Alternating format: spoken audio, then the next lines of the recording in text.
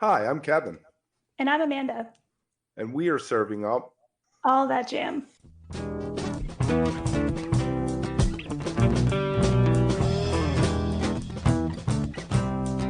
All That Jam, Quick Hit. Getting to know trichromes. Have you always been a vocalist? The first 5 years, 6 years, what, of Particle, all instrumental, right?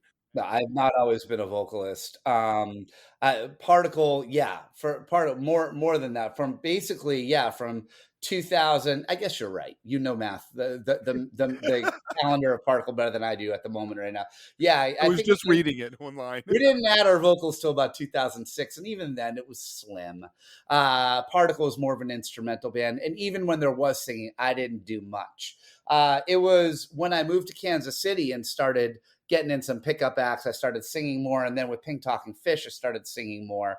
And now with Marble Eys, I sing more than I ever have.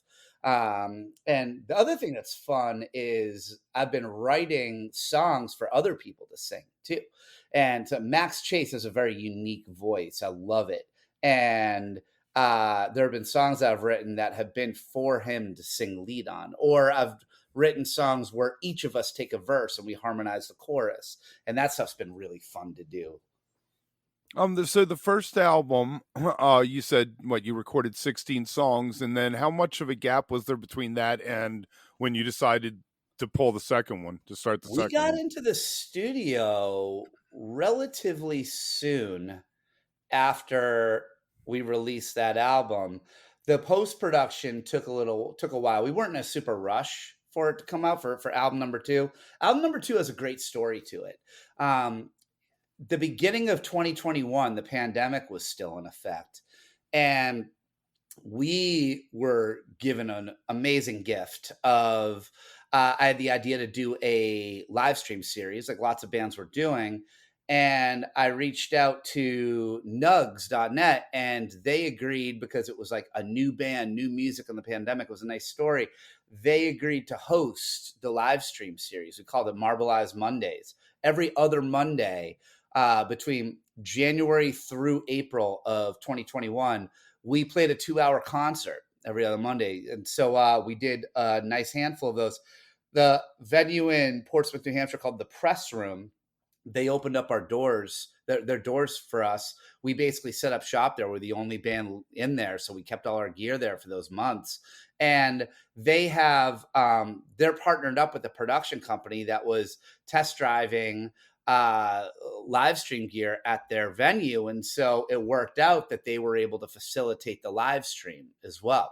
So it was awesome. And we took it as an opportunity to debut new music every other week. And originally we were thinking maybe it'd be like a song and like one original, one cover, if that, or just one thing.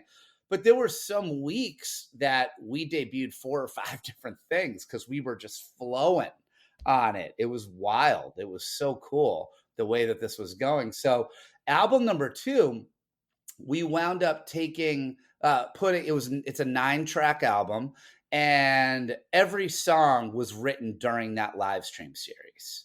And so there were more than 9 songs written, but we chose all songs from there. So that had a nice concept. We went out, our guitar player, Mike Carter, his family runs a summer camp up in New Hampshire. So we wound up creating a studio up there, and we had an engineer, and we recorded up at his summer camp. So that was a blast. That was in the I would say probably the fall of 2021 that happened. So yeah, so it's great. the songs from the live stream, were they in addition to the 70 original that you had pulled together, or are you still pulling from that? That was still part of like the first year, because we started in the summer of 2020. So we were still in it doing that. Yeah. Right. So you got to still have a bunch of songs. Are you playing songs live now that have not made it onto an album yet? Oh, sure. Yeah. Yeah. Yeah, we are. And we're looking forward to continuing to record. It's these songs are meant to be studio tracks, so many of them that they really are. It's just nice to realize them.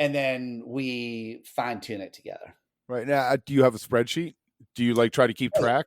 Oh yeah, I mean, I'm a bona fide set list geek. It's the nature of what Talking Phish is all about, is writing dream set lists and putting them out there to people.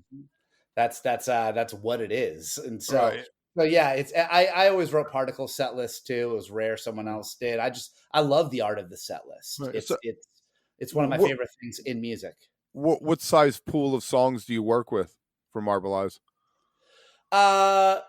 Probably out of I would say right now, like 85, 90 tunes that we have. We're probably working. It depends on how many, sometimes we're coming in and just doing 1 or 2 shows at a time during for a long period of time, in which case we have a smaller pool. If we just did a good handful of shows for our record release, and we were focusing a lot on the album songs, but we would throw in a bunch of others. We probably had maybe like 30 or 40 of them going. If you are enjoying All That Jam, please like and subscribe to our social media channels at All That Jam Pod on Twitter, Instagram, and Facebook, or visit our website, allthatjampod.com. Make sure to sign up for our email list and tune in every week for new episodes. Also, look for full interviews on our YouTube channel. And remember, stay beautiful, but don't stay underground too long.